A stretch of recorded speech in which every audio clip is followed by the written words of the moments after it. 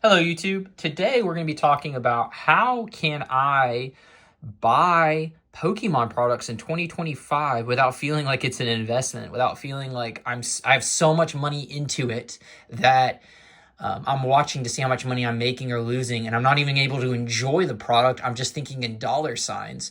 And one of my favorite ways to enjoy the product is something called junk slabs, as they're affectionately called in the hobby. And these are just PSA graded Pokemon cards that are cheaper than to buy their raw counterparts. So if you look at this is a PSA 4, and the reason why I wanted this particular Charizard is because it's the first time that they printed this artwork style in a non-holo variant. And to my knowledge, I believe this is the only type of this original Charizard artwork that is non-holo, and it got a PSA 4. And you look at the card, I've got a plastic sleeve around it, so I know you see the dents on that. But when you're looking at the card here, the scratches are on the case right there. It really, from the naked eye and just looking at it, I mean, there's a little whitening on that corner. For it to be a PSA 4 probably means that there's a small ding somewhere. I'm looking a little closely here to see if I can see anything, but I'm sure there's a little ding in there somewhere. That's what automatically constitutes it. Oh yeah, I think I see it right where my thumb is right there. So that one little dent can bring you down from a PSA 9, a PSA 8, all the way down to a PSA 4. But to me, the card's in great shape, and it was only about $40. So what you can do as a cheap way to find, if you're not particular about the kind of card that you want to have, you can put in on eBay, PSA, if it's a set you're looking for, like what I did was PSA base set Pokemon. And then I put it in an auction, and I put it in ending soonest. And for about 10 minutes before I go to bed tonight, I'll just scroll through and see what auctions are ending soon. And this was Legendary Collection, so they had actually labeled it wrong, but it was on the auction. It was maybe at 30 or 40 bucks, and I bid it on it, and I picked it up. And you'll get lucky about once a week, and you'll find some slabs that are not going to be expensive, like this Venusaur, for instance. It's a PSA 8, and, you know, that's not a bad grade at all, but it was Christmas Day. We just opened presents, and I was like, I wonder if there's any auctions that someone has timed for Christmas Eve or Christmas Day, and there's not going to be a lot of competition because everyone's going to be spending time with their family. And so I ended up getting this for like 40 or 50 bucks too. I believe it's probably about 150 right now, but I haven't looked in a while. But, you know, to get an original minty Venusaur for 40 or 50 bucks was amazing to me. And one reason I like to collect junk slabs over just always going for the PSA 10 is you're really buying the grade, and I'm buying the artwork. Like, if I were to cut this out of the case and put it in a binder, this is a pretty clean copy of a Pichu. Kind of same thing. I'm sure there's a small dent somewhere on the card that's hard to see through the case. But that's a good looking card to me. And this is a very nostalgic card for me. This was one of the first cards I pulled from a pack that first holo I pulled from a pack, and so I just remember as a child looking at it, and Pichu was one of my favorite Pokemon.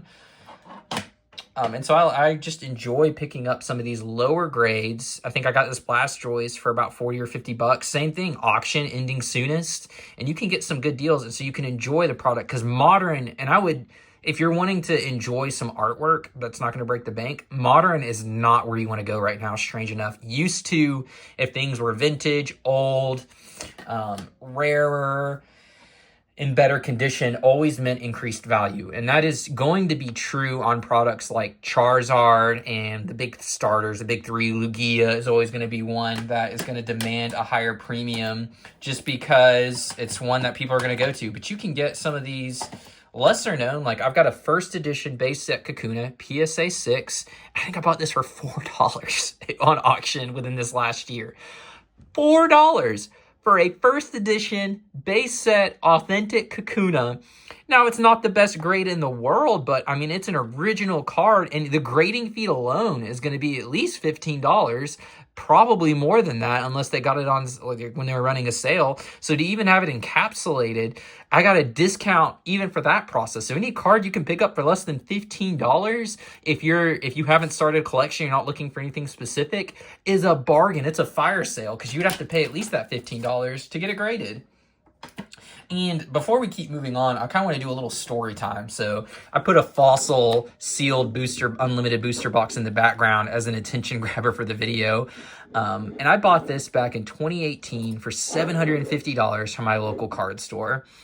And I was able to buy that because I don't make a ton of money. I think I make about at the time I was making about $45,000 a year. So this was a sizable purchase, but me and my wife agreed in the budget for each of us to have a little bit of fun money.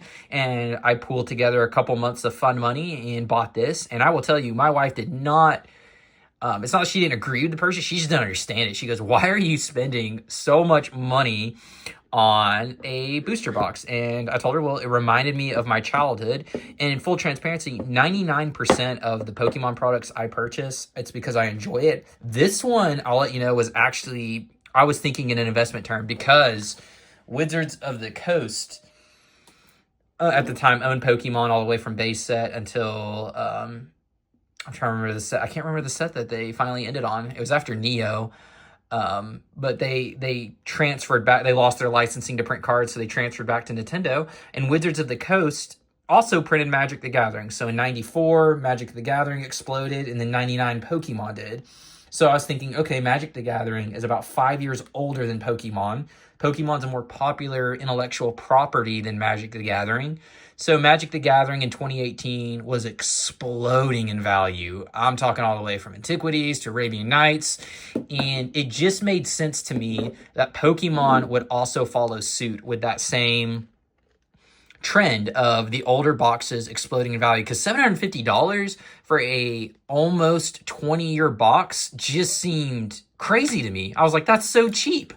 So I bought it and I sat on it, and then who could have guessed that 2020 was going to happen? I told my wife that I thought maybe in 20 years it'd be worth 10 grand and it would help pay for our child's college tuition. I didn't know that in 2 years it was going to go up to that. And I don't think anyone could have seen how Logan Paul entering the hobby, stimulus checks, being everybody wanting to buy a piece of their childhood, was just going to cause the market to explode like it did. And I'll tell you, I was spending $20 a month on PSA 9 first edition base set commons.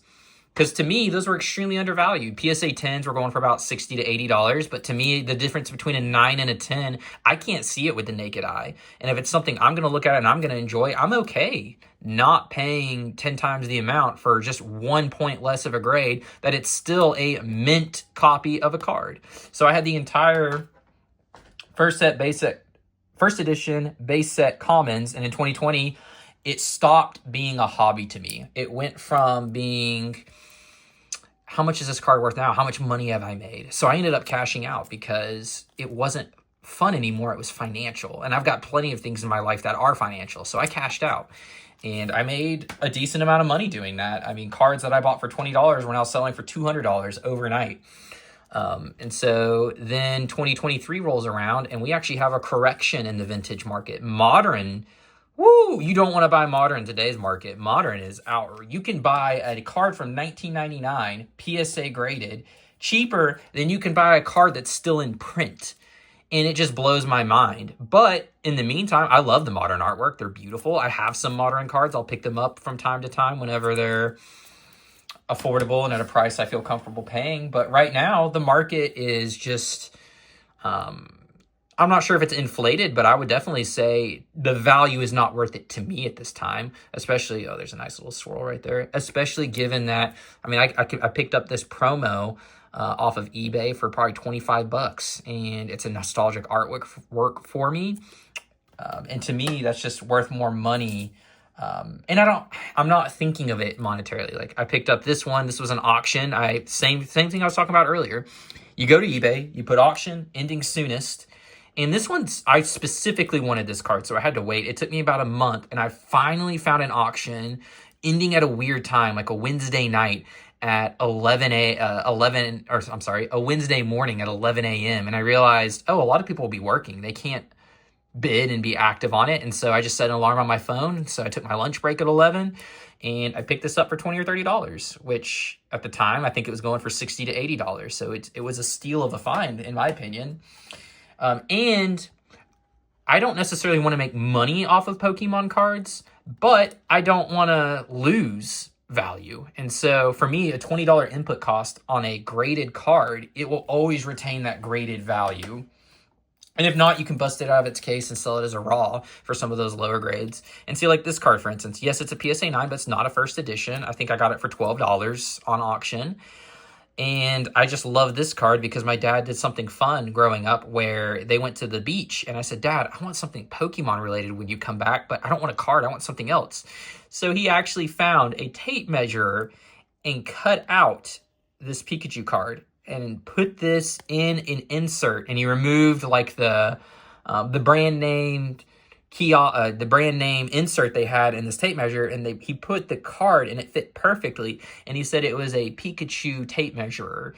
And I was so proud of that Pikachu tape measure. I was the only one that had something like that. It was so much fun to me. I played with it all the time, and then later on, and I grew up and I finally broke it, I realized that my dad had just made it. And it's one of those fun things and fun memories I have of just my dad doing something nice for me.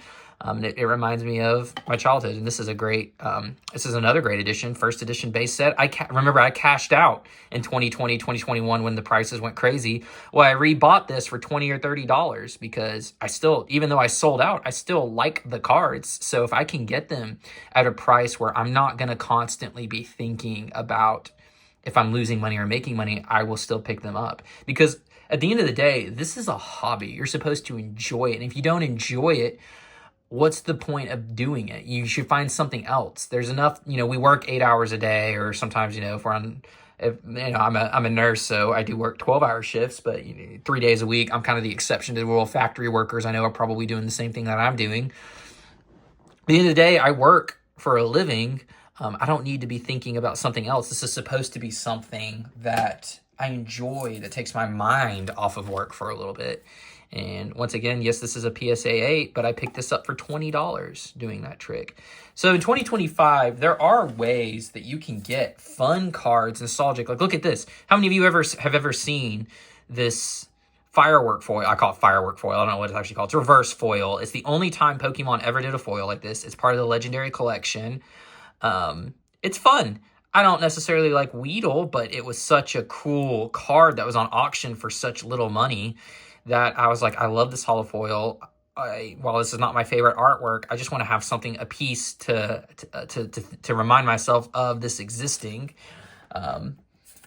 This is one of my favorite cards I picked up. I picked this one up for $60 in the last year. It's got a beautiful swirl right there. It's a PSA 4, and I picked it up for $50 or $60. I mean, this card was iconic. This is the Charizard of Neogenesis. It's the Lugia. Everybody knows this card if you've been in the hobby or grew up during that time. $50 or $60. And modern holos that are in the same rarity slot as what this Lugia are going for hundreds. It just, to me, it didn't make sense, so I'm going older right now. This is a card I graded myself. It's Sabrina's Gaze. This is actually a banned card in the English printing, because it looks like Sabrina's giving you the birds, so they ended up not printing it in English. So that's why I own that card. But I just think that's a cool piece of Pokemon history. Here's another card. I went to my local card shop as a first edition Rocket Sneak Attack. I bought this 2 months ago from my local card shop for $35, and I realized it was a minty card. And so I was like, you know what? I'm going to buy this. I'm going to send this in and get it graded and see what it comes back at. And I'm not going to sell it because it's only worth like $50 or $60. The value of what the card looks like and the enjoyment I get out of it, I don't even notice there was a swirl right there. The value I get out of it is more than what I could get in it. And I think it's underpriced for what it is. I mean, this is an over 20-year-old card that you can pick up minty for $25 to $35. Just blows my mind. So there are definitely ways of enjoying the hobby in 2025. All the cards I've shown you, none of them I picked up for more than $60. Most of them I picked up for $20 to $35, and then some are a little bit more, but none of them were more than that $60 threshold I was telling you about. I just love the foil pattern on this and the double swirl that's on there. Even this Pidgeotto. So I mentioned how I sold all of my commons from first edition base set. This is an uncommon I kept only because I forgot I had it and I found it this last year.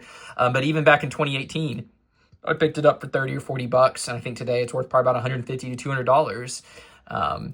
But I wanted to have at least one rare from this set. So I will tell you, I have a price in mind of where I would sell this, of where it's no longer for fun anymore. I would think too much of a business. It'd probably be around $300 or $400. If this ever became worth $300 or $400, I'm immediately going to sell it, because I know the way my mind works. I know how much time I would think about the value, and that's the point where I need to sell it to just forget about it. It's no longer a hobby anymore. And that's something that's extremely important to remember about the hobby, is when it starts to become about dollar signs, it's time to reevaluate your collecting goals, because you're going to have so much emotion tied up to the cards in an unhealthy way.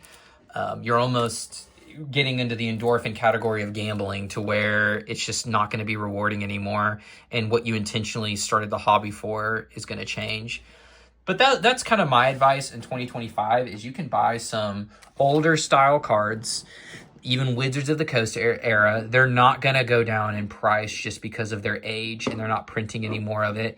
And then once the dust finally settles on this modern epidemic we have, where people just want the newer cards that are printed into oblivion, that'll be the time to buy. And if it never goes down, I'm okay with that, because you can collect some older cards and enjoy the artwork just as much as you can the newer cards. Or I'm going to rip open packs myself and just get some newer product and open it and enjoy and see what I can pull. That's it for today. I do have some plans for some videos in the future as far as grading process. I remember when I started grading my own cards, it was very intimidating to try to assess the condition, but it's really not that hard, and you actually get trained to be able to discern very quickly the grades of certain cards, and then even from start to finish, how to submit cards. That's it. I hope you all have a great rest of your day, and that's it for today.